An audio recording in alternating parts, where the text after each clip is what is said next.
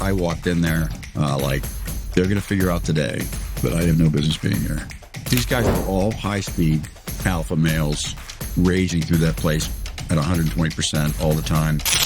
When the first movie Top Gun was released in May of 1986, the world was exposed to the inner workings of the Navy Fighter Weapons School, which was founded during the Vietnam War. The kill ratio of Navy pilots was unacceptable. It started because we were not doing very well there, and they brought back some guys who had learned some hard lessons that were experienced in the airplanes. Let's do some sort of lessons learned. Let's see if we can get these guys on the step. That was the initial push to initiate the Top Gun school. Many people claim to be Top Gun pilots, but you're really only a Top Gun pilot if you've graduated from the school, even though others who did not graduate from the demanding curriculum still call themselves Top Gun pilots. And being back as an instructor is a real privilege. The harshest audience, the hardest audience, the toughest debrief you will ever be in. It was the hardest audience you'll ever give a lecture to. It's the most grinding. They expect you to be that good because the students and the program requires you to be that good. And our guest today is Greg Hollywood Dishart, a former Top Gun instructor who then left the Navy and became a pilot for Delta Airlines and a member of their flight standards department. Stay tuned for a fun discussion about what it's really like to be an instructor at Top Gun in the mid-1980s.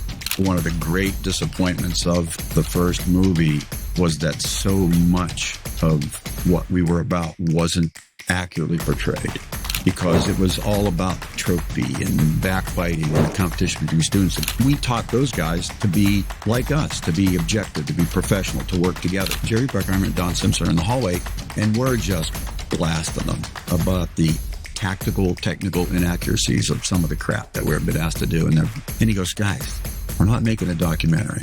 We're making a movie. Picture this. Big screen, afterburners, rock music, hot chicks. You're all going to get lucky. And we all went, we can work with that. But first, many thanks to our sponsor for this episode, Culligan. Culligan's drinking water systems deliver the superior filtration and refreshing hydration you need to fuel your high-performance lifestyle. Culligan, water you love. We caught up with Hollywood at home on the East Coast. So Hollywood Dishart, good to see you again, my friend. And it's really, really a treat to have you on the Adrenaline Zone. Thanks. And we just want to jump right in. And we usually like to start with asking our guests how they got into their particular profession in the first place. So you joined the Navy and became a Navy fighter pilot. So what led you to the Navy and flying? And what did you have to go through to become a fighter pilot? So easy answer. So my father, who was not a pilot until his third son got his wings, he was a big aviation enthusiast. He was a enlisted Marine. And as the time my two older brothers had been born, he was still active duty down at Cherry Point. I think I claim that I was conceived in Cherry Point, but I was born north of the Mason-Dixon line. So I feel your pain no matter which side of the line you're on. But we grew up, my dad was, and there was squadrons there, but he wasn't attached to a squadron. But we grew up and making model airplanes, and we'd go around. Remember, we'd go out and fly airplanes on a little wire, and it would go around in circles until you either got dizzy and fell over, or the thing crashed. We'd go out to Allegheny County Airport, watch airplanes take off and land, and went to air shows. So when I was 8 years old, I think this is how I recall it. Although my younger brother Jeff, would if he was still with us, would claim that it was his idea. But I recall being 8 years old, seeing the Blue Angels fly, and I went, I want to do that. Oh, but yeah. I was actually to follow my oldest brother, Herb, who was an Air Force ROTC guy, class of 74 out of West Virginia, went to flight school. My brother Danny, who was a year ahead of me, went through the Marine Corps PLC program. And at the same time, I had applied for, went through the student union, ran into Navy recruiters. And at the time, they had the AVROC program, which was down at Pensacola, which is basically AOCS split by 2 summers. As I always tell my son, who was a Naval Academy guy, I said I wasn't smart enough, tall enough, or handsome enough to go to the Naval Academy. I don't think I could spell Naval Academy, so I went through the Richard Gere School for Officers and Gentlemen and ended up getting my commission down at Pensacola. So, that's how I ended up in the Navy. And I wanted to, I wanted to be in the Navy because I saw the Blue Angels fly, and I thought, those guys seem like they know what they're doing. That's a pretty cool job. So, And when I went in, my intention was to, and people said, well, what do you want to do with that? And I thought, I'd like to be a squadron CO someday. And then beyond that, whatever happens, happens. But that's a story for another question. But anyway, so that's how I ended up going in the Navy. So would, this is kind of about you and your adventures and the risks and that kind of thing, but it really wouldn't be fair to do this without giving you a chance to talk about the family business a little bit more. I mean, you have an enormous number of relatives who have flown in the military. Walk us through some of that. Well, certainly, I mean, the immediate family is pretty easy. As my oldest brother was Air Force, F-4s, F-16s, had a squadron, retired out of Shaw after 22 and a half years.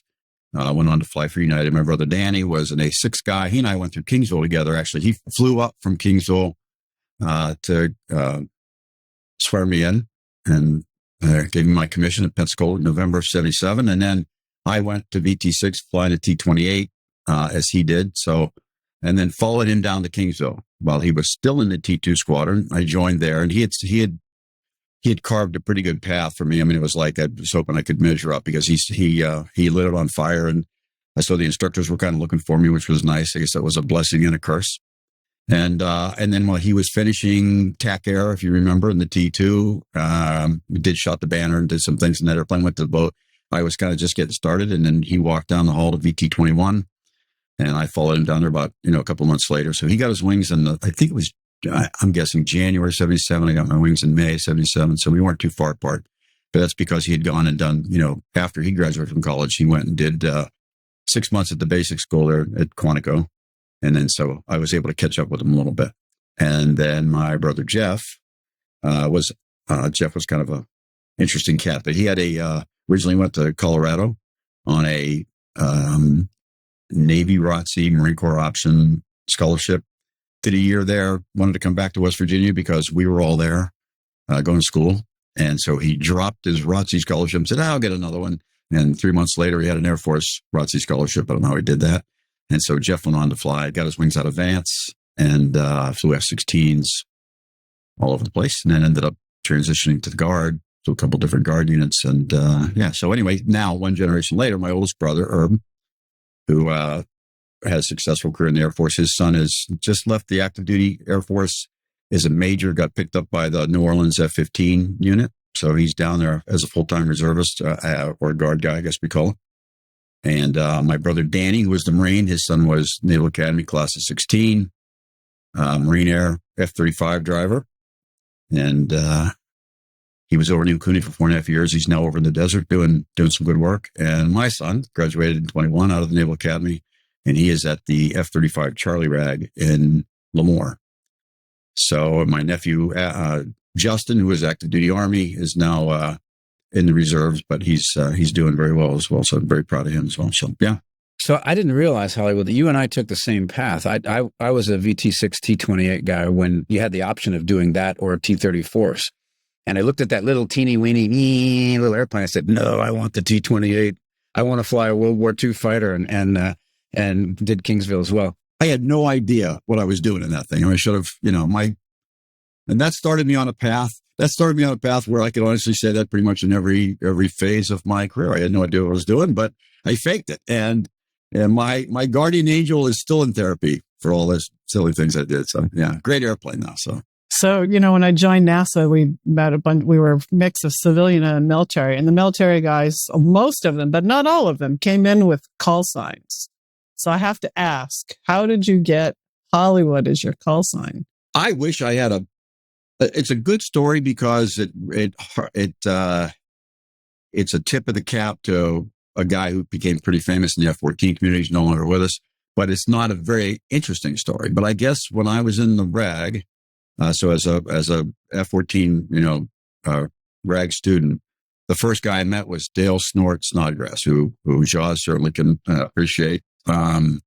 Was pretty, I'm sorry, all my phones are ringing because I'm very important. Anyway, so I go in, and I think my hair was probably blonder. It was probably longer than it should have been.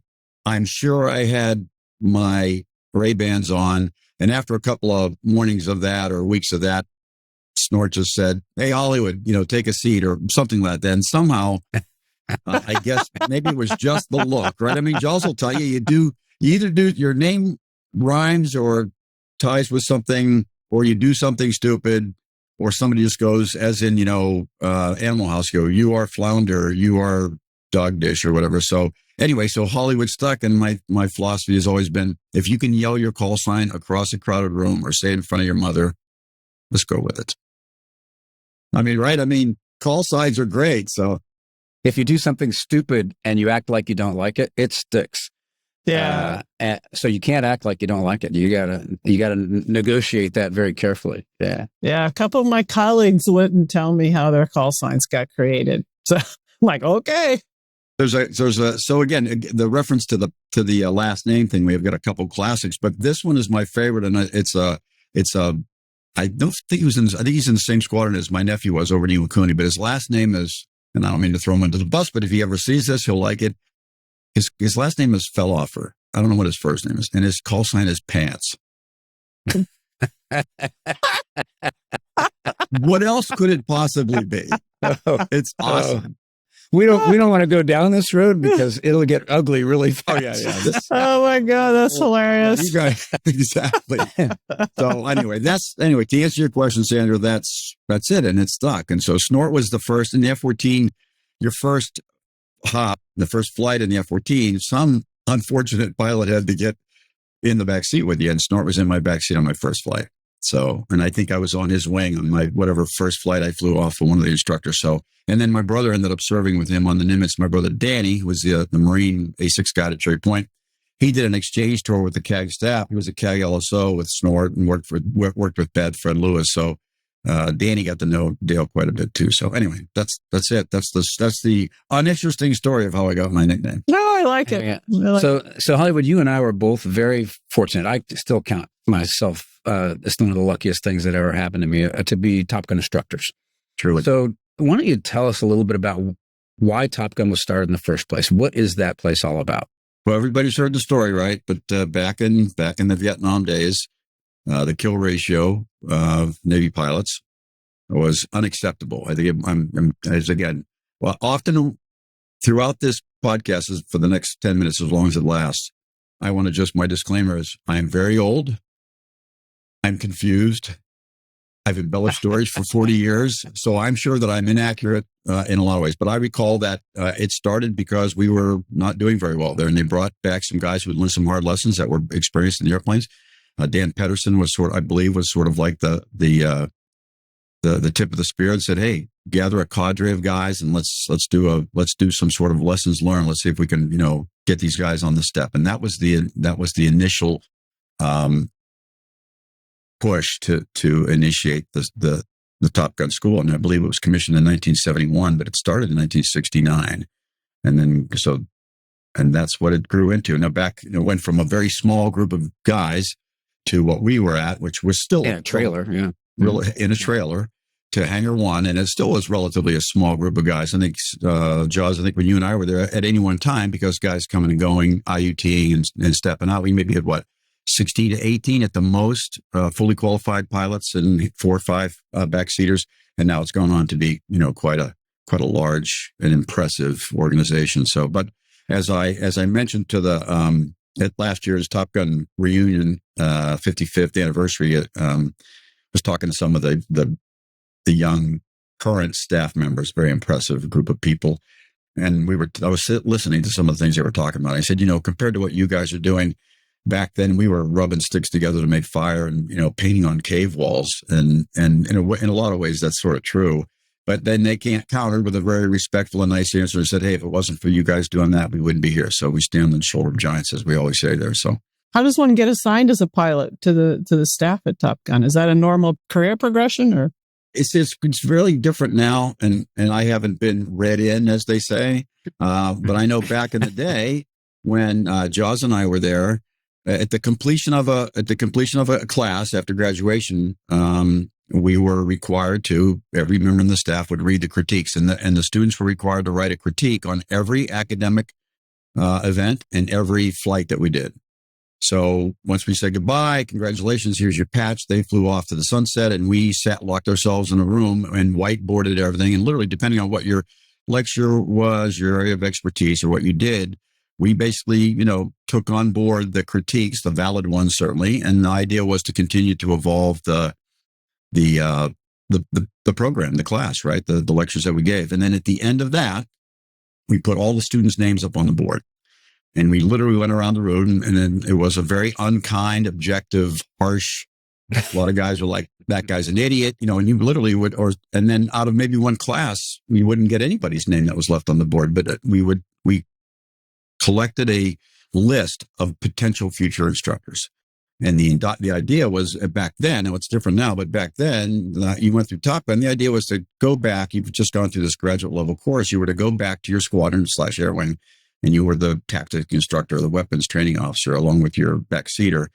And the idea was, at least, by reputation and by your deeds, continue to keep your finger on the pulse as a staff. And then we would look for future draft choices, right? So evidently somehow made a mistake, left my name on the whiteboard. I went back to VF-32, did a whole nother deployment. And then lo and behold, I was coming up for orders. I had actually requested and received verbal orders to do an exchange tour with the Air Force. So I actually wanted to fly the F-15 because I just like giant fighters that you could see from 50 miles away. So I flew the F-14. I wanted to fly the F-15, and they had verbals to go to Holloman Air Force Base. And then I'd gotten word that I was selected to go to TOPGUN. So I would add on to that a little bit, Hollywood. It was really rare for somebody to come through the class who we would label an idiot. These were really, for the most part, really good. So in order to make it on that list, and it was a secret list, nobody knew about it except us and the people who made assignments. And so that's why Hollywood and I are still wondering to this day how we ever made it through. Well, but just to get back to my idiot comment, my point was we were pretty ruthless in that room, and yes, of course, there were guys that came through that there wasn't really any slackers. I was there for almost 44 months. I can't remember how many classes that was, but every once in a while we'd have somebody that came through that was casting an attitude as if he really had nothing to learn from us because he had it all figured out. And usually by the end of the first week, which was 1v1 week, hat in hand, they recognized that they should probably be quiet, sit down and listen. But yeah, to be selected just to go to the school was a major accomplishment. And so, but my term idiot was just because we were bloody ruthless in that room. So, absolutely.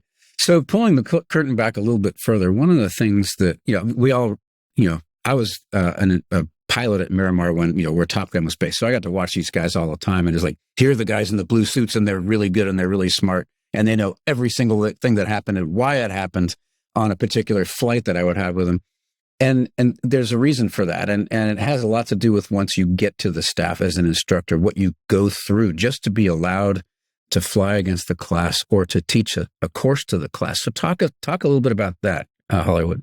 It's a tough I think when you show up there, I mean, I don't know what your experience was, but I mean, honestly, I walked in there like they're going to figure out today, but I have no business being here. I mean, these guys were all high-speed alpha males raging through that place at 120% all the time. And I was thinking, what am I doing here? And everything you do, whether it's your lecture prep, the research you have to do to take that on, to go through the IUT syllabus, 2 different airplanes, the harshest audience, the hardest audience, the toughest debrief you will ever be in and I don't mean that like the whole idea was to polish the product, right? But it was the hardest audience you'll ever give a lecture to. It's the most grinding, and because they expect you to be that good, because the students and the program requires you to be that good. So it was challenging. It was very satisfying when you finally got through your murder board, whether it was your first one or your second one or your third one.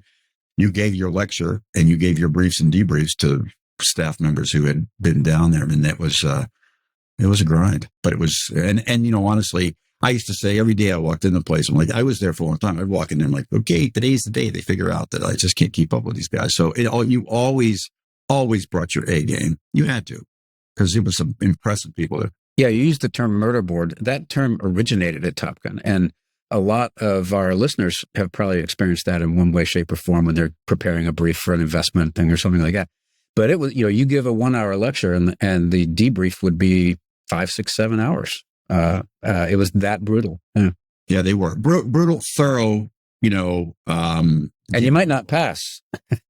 Oh, yeah. No, it was not unusual to basically go, okay, good try, get back to work, go polish that up, like in a big way. So it was quite a process.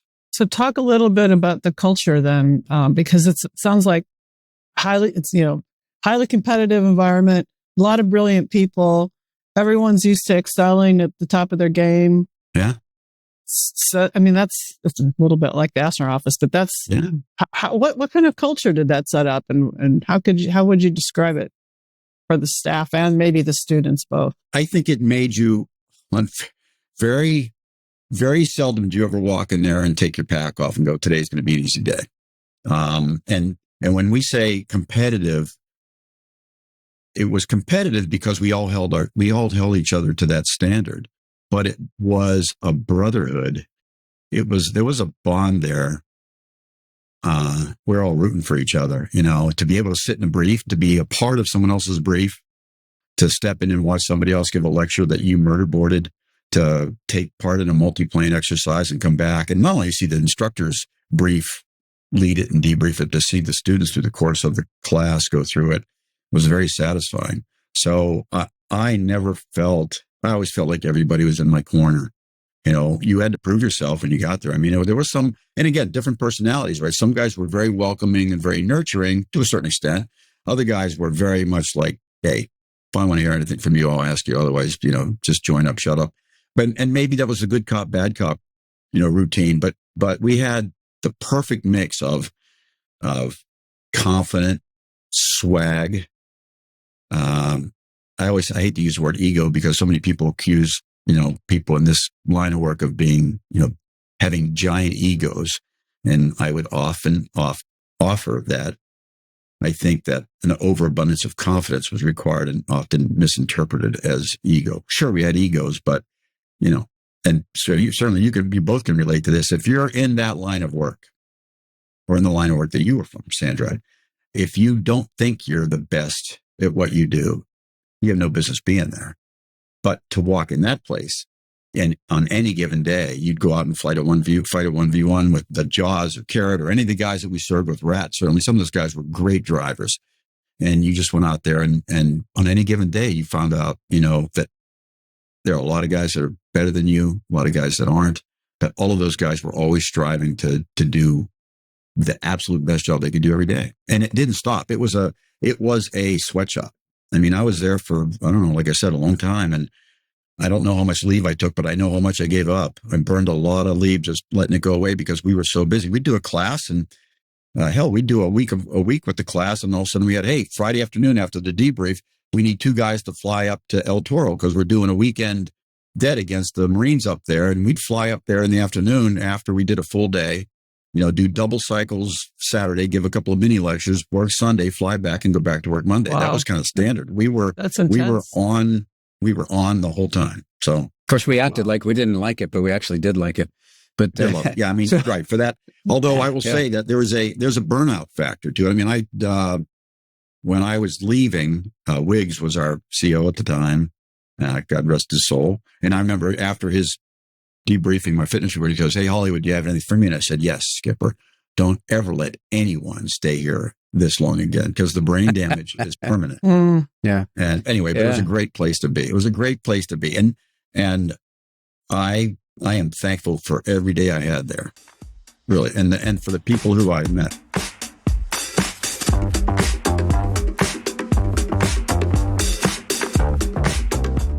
You live to embrace risk in the air, on the slopes, and anywhere your determination takes you.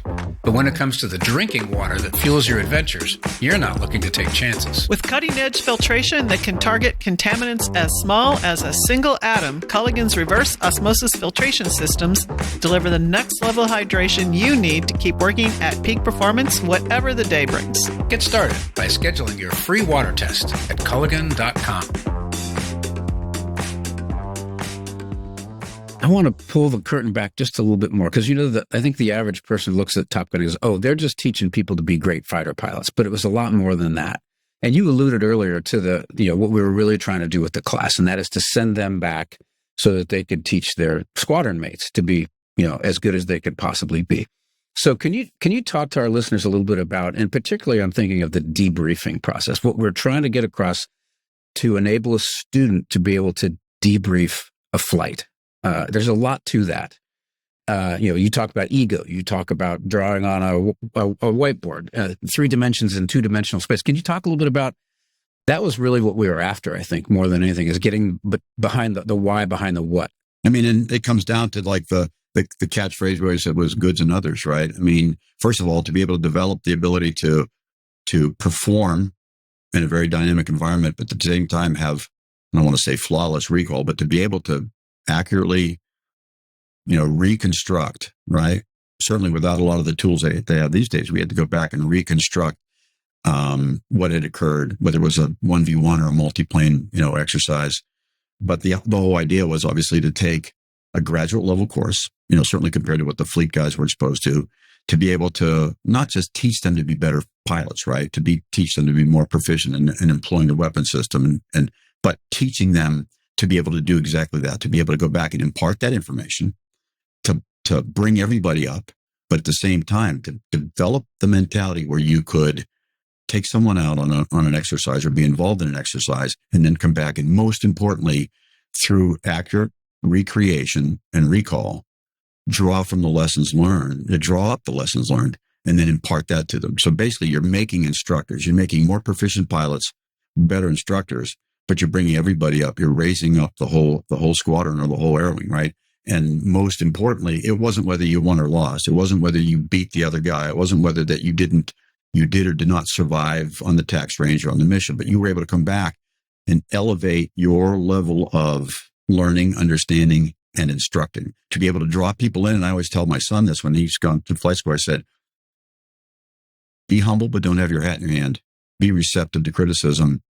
Show up early, be professional, all of those things. And those were the things that we taught the students, and then the follow-on, that they went back to their air wings and were able to do that, to be able to take a group of individuals, take them out there where all of that is involved, the ego but to be able to sit down in a room and to remove all of the things that we have there that are sort of holding us back from being in receive mode, and willingly taking on those lessons learned from somebody who, may have just waxed me or may have just shown me that I'm deficient in some area and I need to get better. So the whole idea was, the mission was, everybody needs to be better. Everybody needs to be as professional as possibly can. This is valuable time, valuable equipment, and we do the most important job, and that is that we're all more combat ready than we were yesterday. Better version of yourself.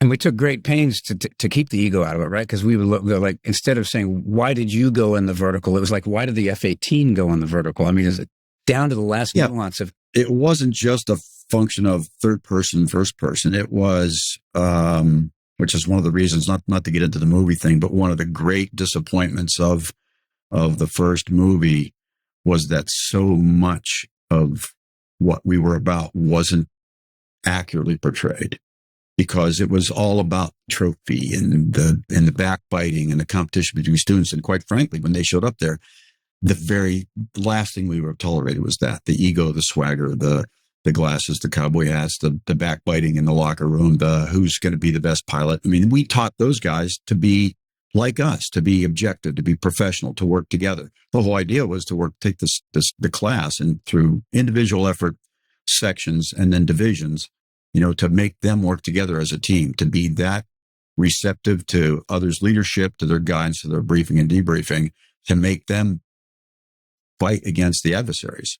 Did you guys track how effective, you were training these guys to do all this debriefing and develop this set of skills, and they were supposed to go back to their squadrons and sort of train them. Did you track how effective that was over the years?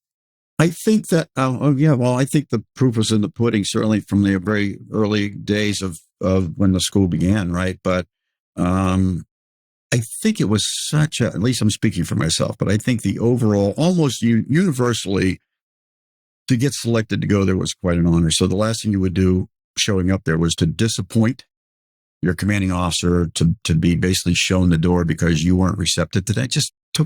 I think the selection process was impressive enough just to go there.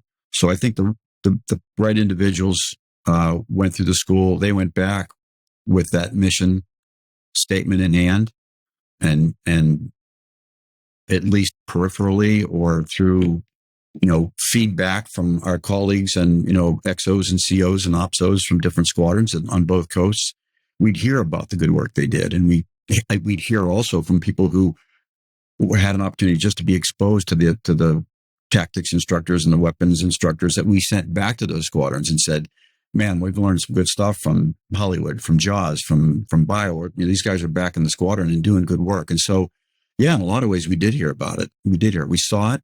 We saw it come back to us. And then we also heard about it too. So, yeah. I just say I've reinforced that because, I stayed a lot longer than you did, Hollywood. And I was asked to leave. Yeah, right.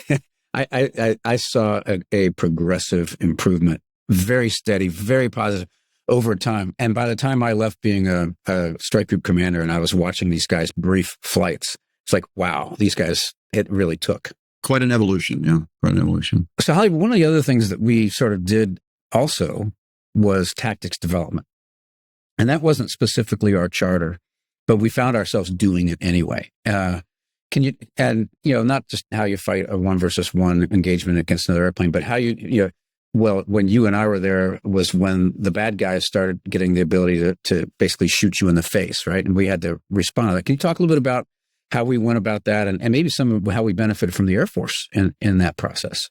That was going to be my answer to your question was, I don't want to go in the weeds about tactics. I mean, obviously it was an evolutionary process, right? I mean, the weapon systems are evolving, the tactics are evolving, the threats evolving. So obviously you have to evolve. But I think the thing that sticks out in my mind the most, and I'm not going to give Boa all the credit. I love that guy. But Air Force exchange guy. For the longest time, and it's like historically speaking, I mean, very parochial, the Air Force, quite a competition, as you can imagine, Air Force, Marines, Navy, everybody does it the best. And there wasn't a lot of cross-pollination of ideas. I mean, look at where we're at now. But back then, the idea came to the staff about the concept of introducing an Air Force pilot on the staff, basically an exchange tour, to speak. I mean, we did a lot of work with the F-15 weapons school up in Nellis. That was probably the first opportunity we had to sort of get together. We'd host them down there. They'd bring us up there, in between classes. And there was a lot of opportunity to work with them, to fly against them, and to hear from those guys. But when we took Mike Strait on, he was the first Air Force exchange guy. He was a weapons school graduate, F-15 weapons school graduate. And it really opened the door.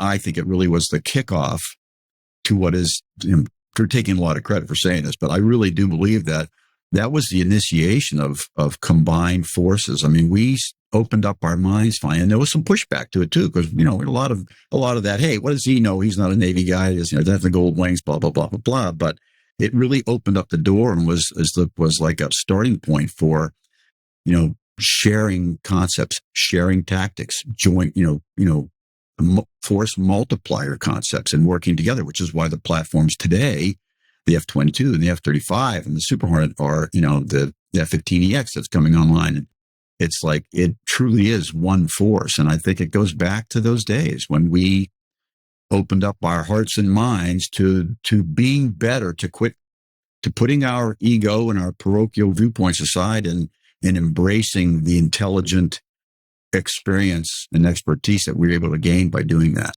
And you're right. There was some resistance. We don't need no stinking Air Force guy here. And the Air Force actually sent the perfect person down, Mike Strait. He had the best personality for that. And I would go so far as, God. But I would say that nobody could touch us in a 1-versus-1 dogfight at Top Gun. But nobody could touch them in a forward quarter engagement. And we learned so much from each other. It was really quite amazing. One more, I'm going to tell Bo's story real quick, and you remember this. And again, I'm old, I'm confused. I don't have a very good memory, so I'm making this stuff up. But when he joined, I think we had just finished a class, just by happenstance. He checked the board. His wife's name was Dolly, she was everybody's cool, maybe cooler than Boa. but both a couple of little, like, they were short. They're short, like, yeah. Both of them were. Anyway, no offense, Boa. But they checked in. We graduated the class. Remember, we'd go down to somewhere in Solana Beach or something, right? Get down there On the late beach. afternoon if we could. Had bonfires going, and Freddie Cleveland would bring the generators down. We had the blenders going. The guys would have their surfboards out. Well, the sun sets. It's getting dark, but we're just getting started, And of course, then it starts. Like, where the hell is this guy? Where's Boa? This guy just joined. He's not even here at the party, right? So next thing you know, we're out and it's dark now, and we see this light out in the water. Everybody's like, think it's a fishing boat or something. All of a sudden, you see a second light. And you're like, what the hell's going on? And then the lights are getting closer and closer. Well, he had gone down the beach, and I don't know how far down the beach he went with his wife. And they went in the water. They had wetsuits on, and they came up the beach, and then they came in. And that's how he made his entrance at the party. And of course, at that point, we're like, all right. You should have done an exchange tour with the SEALs instead of Top Gun, maybe. Badass. We like him. That's how that was his entrance to the Top Gun staff party after class. And I was like, okay, this guy's pretty cool. He's okay. Just a little bit on the tactics, since I'm not familiar with how this all worked. But if you guys were developing new tactics, you had to go test them. And I assume you did that flight test of them. So what kind of risk was involved in testing and new tactics or new formations? Or did the briefing cover it? I think it happened pretty organically. And obviously it was, and oftentimes it was, evolution of threat, combined with evolution of weapons, which required an evolution of weapons employment and tactics. So it wasn't like we sat down and just sort of like brainstormed, hey, let's try this. But the threat continued to evolve. Our weapon systems continued to advance and evolve. And so therefore we had to do the same. I mean, that's not to go down in the weeds with it, but I think that's really what it is. I don't remember that we ever sat down and said, hey, let's have a committee, death by committee, and let's establish that. But really it was the threat continued to evolve. So of course we had to as well. But, you got VX4, the weapons, testing squadron and a lot of other agencies that was sort of providing us with the assets and the resources to continue to advance them. So that's basically how I remember. And we were really sort of at the operational level. I mean, we were certainly when we were more evaluating and we, through the use of tax range and the telemetry provided with the weapons,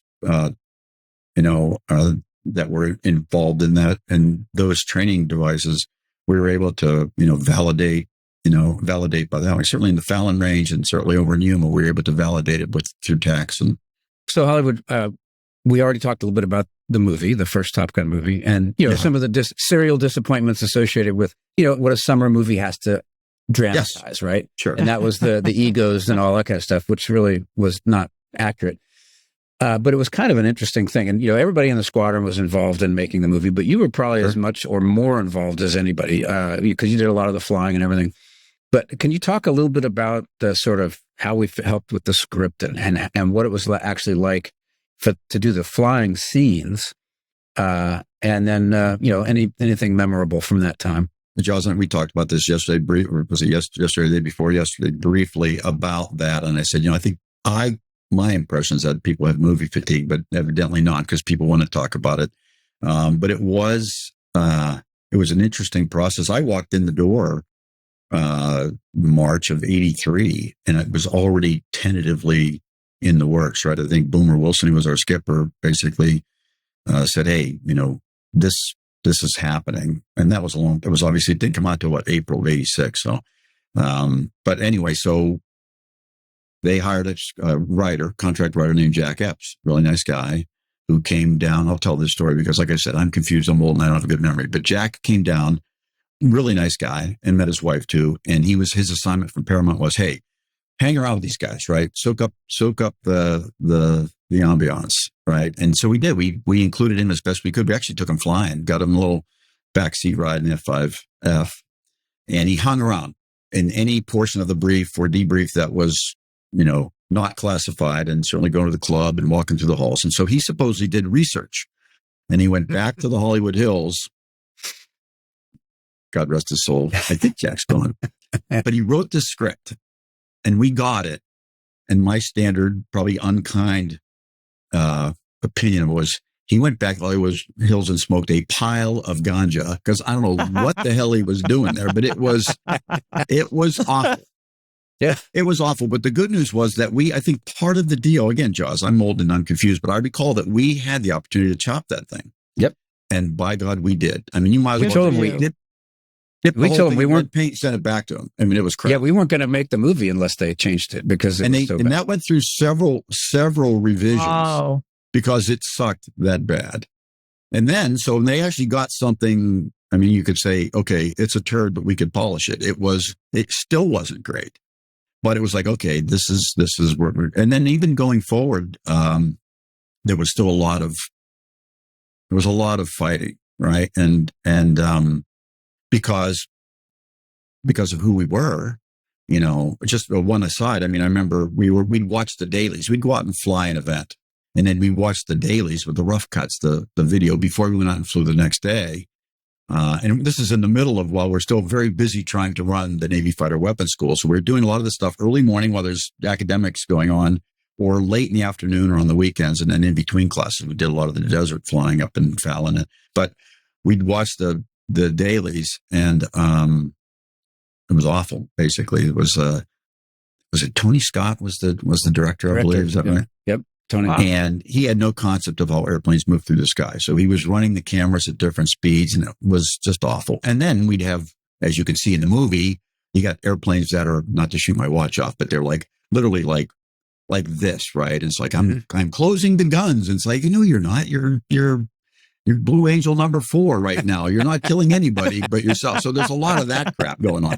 So in the hallway one day, Jerry Breckheimer and Don, so I'm going to clean this line up, but Jerry Breckheimer and Don Simpson are in the hallway, and we're just blasting them about the technical inaccuracies of some of the crap that we've been asked to do. And he goes, guys, we're not making a documentary. We're making a movie. Picture this. Movie. Yeah. Big screen. Afterburners, rock music, hot chicks. You're all going to get lucky. And we all went, we can work with that. So there was a lot of compromise, right? So a lot of compromise. Yeah. But even in the dialogue, and I feel the need for speed and all that stuff. We had a lot of that stuff. We sent a couple guys up to Paramount to redo some of the in-air dialogue because it was so. Oh my gosh! Well, and a lot of it is direct lifts. Also, though, from the way it'd be like, I hate it when that happens. Well, that's true. Or do some pilot shit. That was a direct lift from what we would actually say. Right. So back right when they once they did the casting, we went over to the club, Jaws. I don't know if you were there or not, but they sat us in the club. It was a quiet afternoon. They bought pitchers of beer and they just said, tell us stories. Tell us stuff that happened. So, for example, the flat spin where Goose dies, right? Mm-hmm. We talked about the actual issue with the airplane. If the F-14 was in an upright flat spin, that due to the ejection sequence with the canopy coming off and the back seat coming out, or front seat coming out, because of the airflow around the airplane, that the canopy could be in the proximity of the back seat flight path. So, and that had happened. We lost guys to that exact sequence. Now, they didn't portray it. They attempted. They made an effort to portray that properly. Whereas, in fact, they couldn't command eject, and they needed to jettison the canopy, weighed a couple of potatoes in very non-technical terms, so that the back seat and the front seat could come out and clear the canopy. So they did that. We talked about, I was in the Gulf of Sidra on the Kennedy. We talked about, intercepting Su-22s and MiG-23s. And I was telling them, matter of fact, that on an intercept, we joined up on a couple of Su-22s that were coming out to the ship. And a guy named Byron Olson, call sign Bam Bam, because he looked like Bam Bam from the Flintstones. He's a big, strong, handsome Nordic dude. Anyway, Bam was on my wing. Guido was Pat Morganelli was in my back seat. And we literally, went over top. Now, we didn't fly like this on him and then kind of, but there's all that going on. And then Bammer was on the wingman's right side. And the guy came up on guard and basically said, Gypsy 212. And then that's when Bammer gave him the Hawaiian good luck sign. So they're writing all this stuff down, right? All the stuff, we'd say something like Jaws was saying, all the irreverent, silly things that we'd say, and they were scribing everything down. So a lot of that got incorporated in the movie. So yeah, I mean, but all in all, to answer your question, we're happy we did it. It was irritating, annoying. Some of the people were hard to deal with. And not to mention names, but the most interesting people, I thought, were some of the behind the scenes, the special effects guys, some of the technicians we met. We went up and they invited us up to Paramount to have a cast and crew screening. We all sat in the big theater in Paramount after we were kind of given a little tour, and met some of the people that did special effects and all that stuff. And they were very proud of their product. It was an interesting group of people, but it was a big distraction, and it was tough. So at times, so.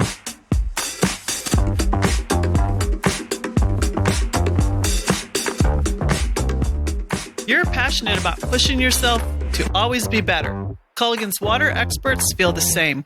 That's why their smart reverse osmosis filtration systems do more than deliver ultra-refreshing, pure-tasting water. Their app also lets you set drinking water goals, seek water quality information, and get filter change alerts. And with cleaner, safer, great-tasting water available right from the tap, you can also feel good about all those single-use plastic bottles you're saving from landfills. Get started with water you love today. Schedule your free water test at culligan.com. It was interesting meeting the actors, too. I think it was Mike Galpin and myself who took Tom Cruise and Tony Edwards to a bar because they were doing their research. And a lot of people think actors just show up on the set and do their thing. They actually deeply research the characters they're supposed to be playing. So we, among other people, we were the people that, and I had no idea who Tom Cruise was. There's this little guy in a ponytail. And I had never seen Risky Business or anything like that. All these girls are running up to him. Oh, you're Tom Cruise. I'm like, this guy's going to play us. But he did a brilliant job. And since then, obviously, he's an amazing actor. I want to ask you about the second movie, but before, I have a quick question. As the first movie came out, that gave Top Gun huge amount of publicity. Did you have to do any kind of attitude adjustment or expectation adjustment with pilots who were coming through because they saw the movie and they wanted to be at Top Gun and they had this distorted view of what it was all about? The guys that were coming I think we're still very much aware of what their accurate expectations were, right? And honestly, since then, not only through reserve time after I got out of Top Gun, but even through my airline career, I met a lot of people, a lot of guys, a lot of men and women who said, the reason I joined the Navy was because I saw that movie. The reason I went to flight school, the reason I went to the Naval Academy, the reason I went to the Air Force Academy. I mean, literally, countless number of men and women, young men and women that are now, either serving or continue to serve, I think are motivated by that movie. So at the very end of the day, in spite of all the stories and the grinding of gears and the disappointments or the less than satisfactory portrayal of Top Gun in general, certainly in the first one, it was a wonderful recruiting tool and brought a lot of very talented, motivated, dedicated people into our line of work. And at the end of the day, I think one of the things that we didn't talk about earlier, but it obviously is true, is that as an instructor, as a student going through there, as an instructor being there, and then after the day, someone shows up that's motivated, professional, on time, receptive, humble, you become invested in their success because you see yourself in them, and and you understand and you recognize that the reality is they are the replacement. They are the evolution. They are the continuation of the bloodline. And so I think that's the one thing that the movie did. Both movies have done. It was done that has advanced that. And my standard line, I had got any grief from any Air Force guy, and would say, "Oh, Top Gun," I'd say, "Yeah, because Iron Eagle was so awesome." It's So like not only Iron Eagle 1. Does anybody remember that 12, movie? Iron Eagle 13, Iron Eagle 14. It's like, don't tell me that you didn't get lucky at the club because of Top Gun, but nobody ever got lucky at the club because of Iron Eagle 12. Nobody. Of course, the attack guys would say, attack guys make history while fighter guys are making movies. Yeah, okay, right. But they also benefited from our hard work, right? So there you go. So Hollywood, did they do better with the second movie? Absolutely. Well, it's funny, my son, who was in flight school at the time, I hadn't seen it, and of course I'm the old man yelling it off my lawn from my screening porch, but I was like, I'm not going to see it, stuff like that, and then he called me and said, Dad, you got to see it. It's so awesome. And I saw it and I was like, it's a movie. And again, if I sat back and dissected it, I'd say, that's crazy. And that's not technically, tactically accurate. But I got to tell you what, I've watched it probably, and I don't want to sound goofy, but I've probably watched it 10 times. I love the humility that he showed, the character development of all of them, the tip of the cap to the original movie in a lot of ways. There's definitely a connection and an honoring of the first movie.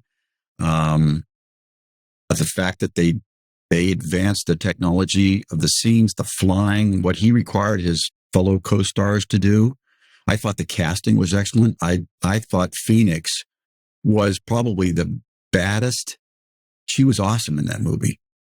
He did a great job. I thought the chemistry between Penny and Maverick was awesome compared to the first movie. I like the whole thing about it. And so I'm a big fan. As corny as that sounds, I'm a big fan. And I've watched it, I watched it with Luke and I've watched it with my wife and my daughter.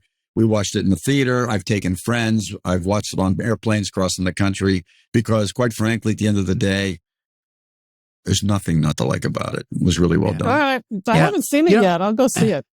What? Even though there's I'm not we shouldn't put this on the podcast, but I'm not a Tom Cruise fan, so I haven't. That's okay. But I will. Well, I would say also that even though there's some cringeworthy, technical and tactical questionable, there has to be in a movie. The thing I think they did so well in that movie was depicting what it's like to be in a cockpit under all that stress, because you can see Tom Cruise's face doing this and pulling G's in a canyon and having to watch your fuel and not run into the ground and worry about surface air missile threats and, navigation and timing. That was very realistic, I thought. I would like to scream at the TV though when I hear anyone, and I'm not going to say who, but anyone that said, "Oh yeah, he flew the airplanes." Or I flew them. I said, "Actually, you didn't. You were in the back seat, doing well, doing great." But anyway, so yeah, I'm a big fan, and so all right, I'll see it. Sandra, to answer not to talk about Mr. Cruise much, but I will say that the one thing, and again, I haven't seen him since today, but when he showed up at Top Gun as he had just been cast in this movie, and as Jaws referenced earlier, he showed up. He had just finished a movie called, I want to say it was Legend or something, but he had this long ponytail. He was some sort of wood sprite that was saving a unicorn from. Yeah, that was Legend. Yeah, it was an awesome movie. But we saved his career at that point. That's what I'm going to say that. But so anyway, he showed up and we're kind of like, really? And then he and Tony Edwards were sent down to Paramount to sort of like, again, soak up the vibe, right? To walk the walk, to talk the talk, and hang out with us. And he couldn't have been more cordial, more polite, more humble. And every time I saw him do an interview, whether it was Entertainment Tonight or whatever you'd see him on TV, he talked about how he was proud just to be here and why he was doing it and talking about the school and the pilots and stuff like that. So for whatever, wherever he went with that, I thought that he, unlike some of the other actors, I thought he was very respectful. He was doing his very best to present the Navy pilot as best he could.